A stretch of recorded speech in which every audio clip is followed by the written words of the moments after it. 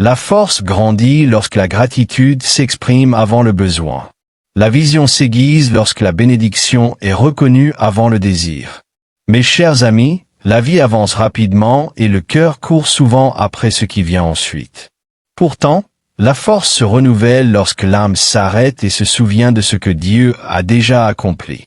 La Bible nous rappelle dans le psaume 103, 2.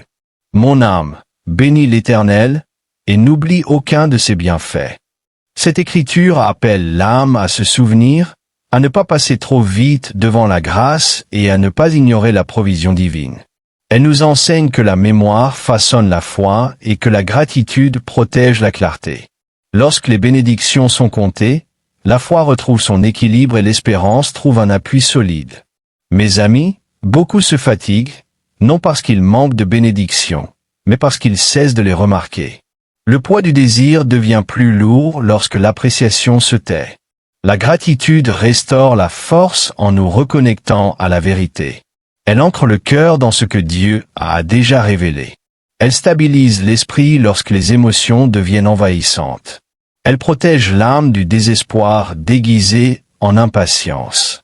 Ce message ne nie pas les difficultés. Il s'agit d'une reconnaissance honnête de la grâce présente au cœur de la vie réelle. Mes chers amis, la gratitude ne réduit pas la douleur, mais elle élargit la perspective. Elle rappelle au cœur que Dieu a déjà été fidèle. Aujourd'hui, je vais explorer comment compter vos bénédictions restaure la vision, fortifie la foi et transforme les attentes. Je vais également prier une prière puissante avec vous, au nom puissant de Jésus. Alors, regardez jusqu'à la fin et ouvrez vos cœurs pour recevoir les bénédictions de cette prière. Examinons maintenant cette vérité puissante. La gratitude restaure la vision spirituelle. Mes amis, la vision s'affaiblit lorsque la mémoire se tait et que la foi perd son équilibre. Lorsque les bénédictions sont ignorées, l'attention se rétrécit et l'espérance semble lointaine. La gratitude ouvre les yeux du cœur et réaligne la perspective. L'Écriture nous dit dans Deutéronome 4:9. Seulement, prends garde à toi et veille attentivement sur ton âme, afin de ne pas oublier les choses que tes yeux ont vues et qu'elles ne sortent point de ton cœur tant que tu vivras. Enseigne-les à tes enfants et aux enfants de tes enfants. Ce verset relie la mémoire à la force spirituelle et non à la nostalgie. L'oubli affaiblit le discernement, tandis que le souvenir restaure la clarté. Mes amis, la gratitude entraîne l'âme à voir avec justesse. Elle empêche l'exagération des épreuves et protège la vérité. Lorsque les bénédictions sont comptées, la vision devient à nouveau stable. Considérez l'histoire d'Esdras conduisant le peuple à reconstruire le culte. Avant que les murailles ne s'élèvent et avant que la stabilité ne revienne, l'action de grâce fut restaurée. Ils ont reconnu la miséricorde de Dieu alors qu'ils se tenaient au milieu des ruines. Cet acte a façonné leur obéissance future. La gratitude est venue avant le progrès visible. Cela nous enseigne que la vision revient avant que les circonstances ne changent. La Bible nous rappelle encore dans Lamentations 3, 31-32. Car le Seigneur ne rejette pas à toujours. Mais lorsqu'il afflige, il a aussi compassion selon la grandeur de ses bontés. Ces paroles ont été prononcées au cœur de la perte, non dans le confort. Ici, la gratitude préserve la vérité au milieu de la douleur. Mes amis, compter ces bénédictions n'ignore pas la souffrance. Cela empêche la souffrance de réécrire la réalité. Lorsque la gratitude s'exprime, la peur perd son autorité. La mémoire vous rappelle que Dieu vous a déjà soutenu auparavant. La vision devient plus claire lorsque la vérité est volontairement rappelée. La gratitude stabilise la perception. Lorsque les émotions montent, elle rappelle que des progrès ont eu lieu, même lentement.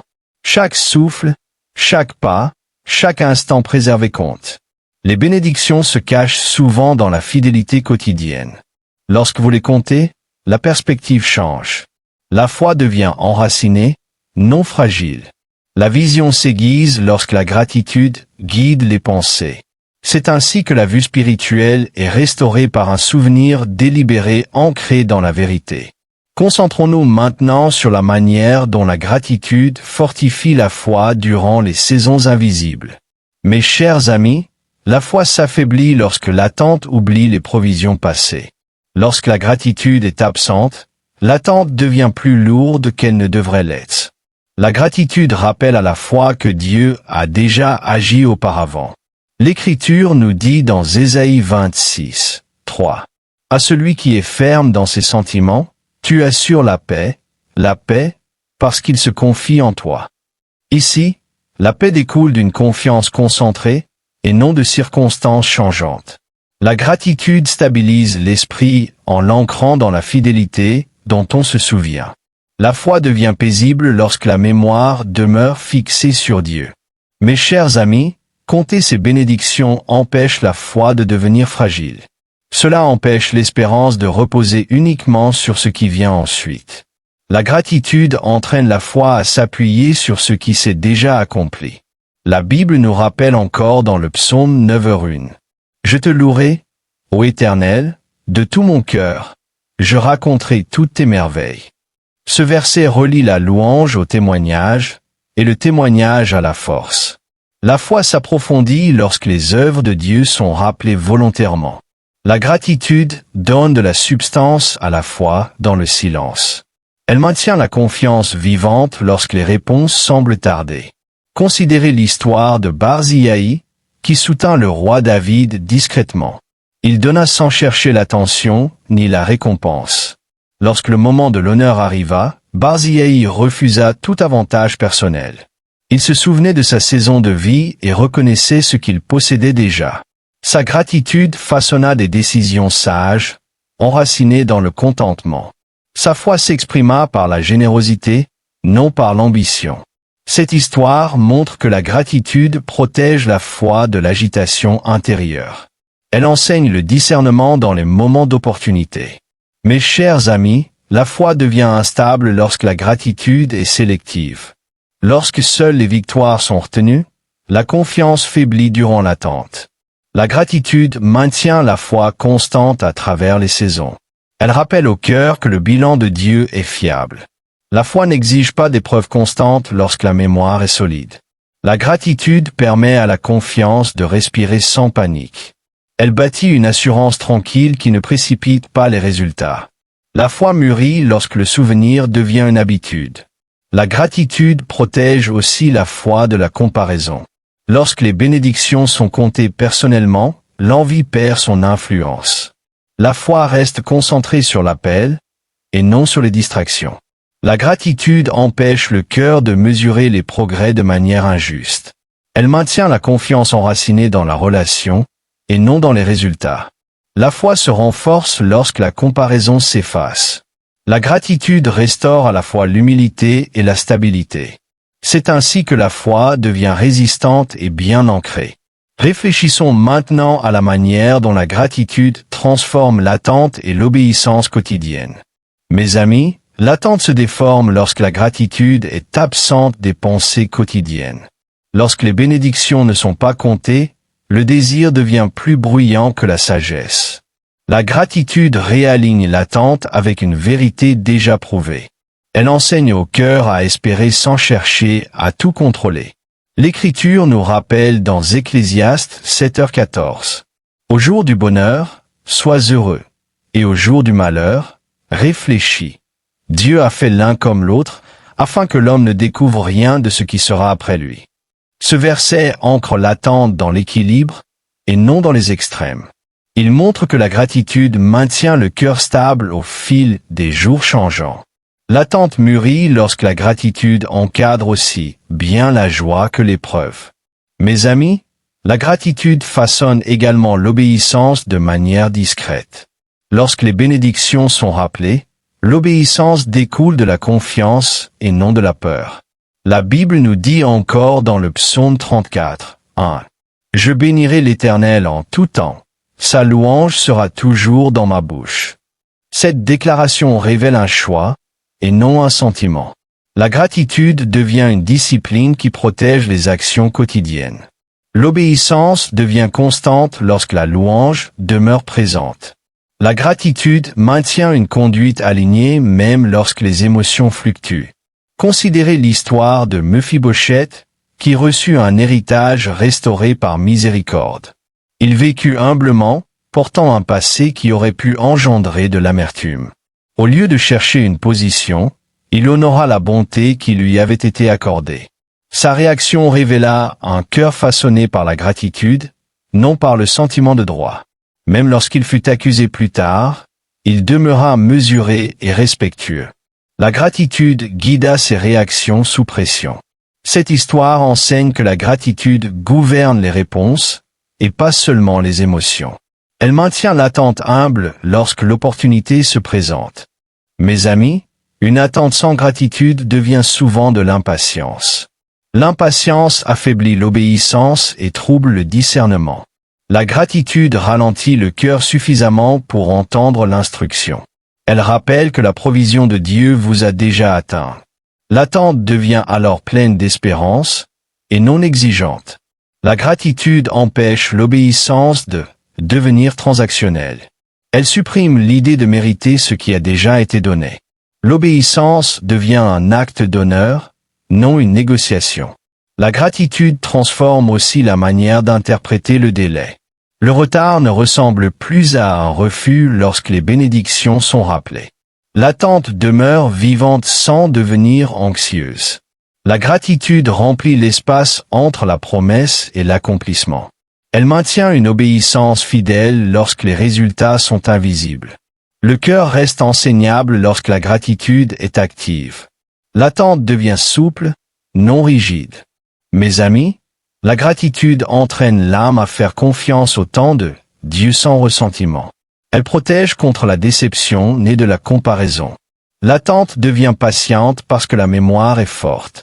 La gratitude ancre l'obéissance dans la relation plutôt que dans la récompense. Elle maintient vos actions alignées sur la vérité plutôt que sur l'impulsion lorsque les bénédictions sont comptées chaque jour.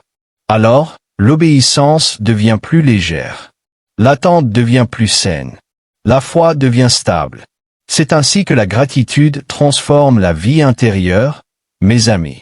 Elle guide à la fois les pensées, les actions et l'espérance. Compter vos bénédictions restaure la clarté, fortifie la foi et stabilise l'attente. Cela maintient votre cœur ancré, votre vision claire et votre obéissance sincère. Maintenant, à tous ceux qui m'entendent, approchons-nous du Seigneur dans la prière. Je vous invite à prier cette prière avec moi, ou à l'écouter avec foi, afin de recevoir toutes les bénédictions qu'elle contient. Prions notre Dieu plein de grâce et d'amour. Père céleste, Dieu tout-puissant, tu es fidèle en toute saison et vrai dans chacune de tes promesses. Tu es saint et digne de tout honneur et de toute louange. Je te remercie pour le souffle de vie en moi et pour ce nouveau jour. Je te remercie pour les bénédictions dont je me souviens, ainsi que pour celles que j'ai autrefois négligées. Je viens devant toi en reconnaissant mon besoin de ta miséricorde et de ton pardon. Je me repens de chaque moment où je me suis plaint au lieu de rendre grâce. Comme tu m'as pardonné, je pardonne aussi aux autres. Je remets entre tes mains toute offense, tout souvenir et toute blessure. Père, je te demande d'aligner mon cœur avec la vérité. Apprends-moi à voir clairement et rappelle-moi chaque jour ce que tu as déjà accompli. Garde mon esprit de l'oubli qui affaiblit la foi. Je choisis la gratitude plutôt que la frustration. Je choisis le souvenir plutôt que le désespoir. Au nom de Jésus, je rejette toute voix qui amplifie le manque au lieu de la provision. Au nom de Jésus, je réprimande le découragement, la lourdeur et la fatigue. Seigneur, je te demande d'établir ta paix en moi. Que la gratitude devienne ma réponse quotidienne. Restaure l'équilibre là où les émotions ont pris le dessus. Fortifie ma foi là où l'attente est devenue difficile. Je déclare, au nom de Jésus, que mon cœur demeure concentré. Je déclare que ma foi reste active. Je déclare que mon attente est saine et remplie d'espérance. Père, je prie pour que mes bénédictions soient préservées. Je prie pour la guérison de mon corps, de mon esprit et de mes émotions. Là où il y a eu faiblesse, apporte la restauration. Là où il y a eu retard, Renouvelle mes forces. Je reçois ta protection sur ma vie et sur mon chemin. Je reçois la délivrance de tout fardeau caché. Je reçois la victoire sur la peur et la confusion. Je reçois la percée dans les domaines où l'espérance semblait silencieuse. Je demande également que la guérison coule pleinement en moi. Que chaque lieu de douleur et de maladie soit touché par ta puissance restauratrice. Seigneur, je te présente mes proches. Couvre-les de paix, de protection et de clarté. Fortifie-les dans chaque domaine où ils se sentent faibles. Seigneur, alors que je prononce cette prière avec tous ceux qui écoutent, je te remercie pour chaque cœur qui s'ouvre devant toi en ce moment. Nous nous mettons d'accord pour prier les uns pour les autres. Nous déclarons l'unité, la guérison et la protection au nom de Jésus. Nous te remercions pour la victoire déjà à l'œuvre. Nous te remercions pour une foi qui demeure ferme. Nous te remercions pour la gratitude qui transforme nos vies. Seigneur, nous te rendons grâce pour nos nombreuses bénédictions, visibles et invisibles. Car à toi appartiennent le règne, la puissance et la gloire, au siècle des siècles. Merci, Seigneur, d'avoir entendu et exaucé ma prière. Au nom puissant de Jésus, je prie. Amen. Si cette prière vous a béni, écrivez le mot Amen dans la section des commentaires ci-dessous. Je déclare que toutes les bénédictions de cette prière sont maintenant sur vous, au nom de Jésus. Vous pouvez nous aider à toucher davantage de personnes et à répandre l'Évangile en partageant cette vidéo avec un ami ou un membre de votre famille, et en cliquant sur le bouton « J'aime ». N'oubliez pas non plus de vous abonner à notre chaîne pour d'autres vidéos qui béniront votre cœur et élèveront votre esprit. Nous apprécions tout votre soutien. Vous êtes bénis pour être une bénédiction. N'hésitez pas à laisser vos sujets de prière dans les commentaires afin que nous les présentions devant Dieu pour votre bénédiction et votre victoire, et afin que d'autres croyants sur YouTube et dans le monde entier puissent se joindre à nous pour prier pour vous dès maintenant. Tenez ferme dans la foi avec nous pendant que nous prions. À Dieu soit toute la gloire. Que la grâce et la paix de notre Seigneur Jésus-Christ soient avec vous tous.